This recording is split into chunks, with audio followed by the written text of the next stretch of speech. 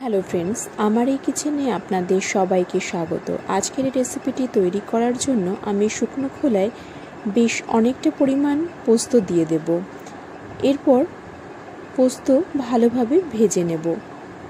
পোস্ত ভালোভাবে ভাজা হয়ে গেলে আলাদা একটা পাত্রে তুলে রাখবো। ওই কড়াইতেই বেশ খানিকটা পরিমাণ সর্ষের তেল দিয়ে আগে থেকে ভালোভাবে জলে ধুয়ে টুকরো করে রাখা ভেন্ডি দিয়ে দেব।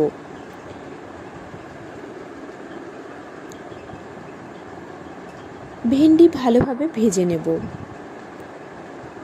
ভেন্ডি লালচে ভাজা হয়ে গেলে ভালোভাবে তেল ঝরিয়ে নিয়ে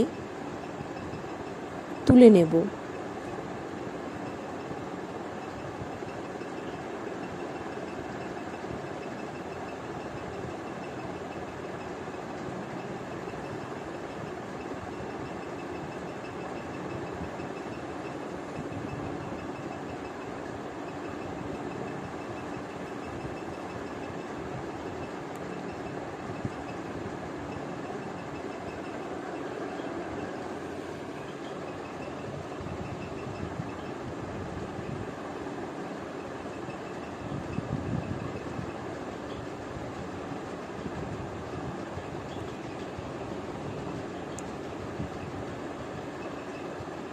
ভেন্ডি তুলে নিয়ে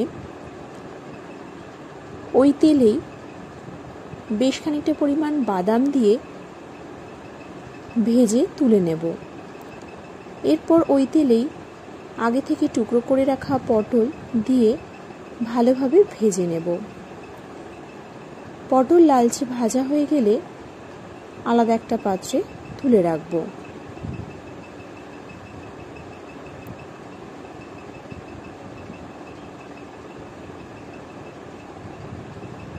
এরপর কালো জিরে ফোড়ন দিয়ে ভেজে রাখা পটল এবং ভেন্ডি দিয়ে বেটে রাখা পোস্ত এবং বাদাম দিয়ে দেব এবং ভালোভাবে মিশিয়ে নেব।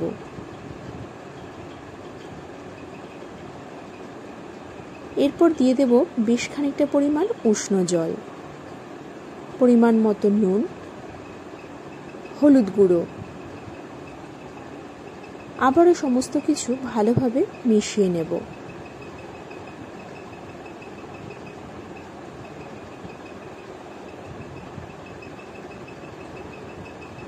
সব কিছু ভালোভাবে মিশিয়ে নেওয়া হয়ে গেলে কভার করে দেব। গ্রেভি ভালোভাবে ফুটে শুকিয়ে গাঢ় হয়ে গেলে চেরা কাঁচা লঙ্কা এবং কাসুন্দি ছড়িয়ে নামিয়ে নিয়ে গরম ভাতে পরিবেশন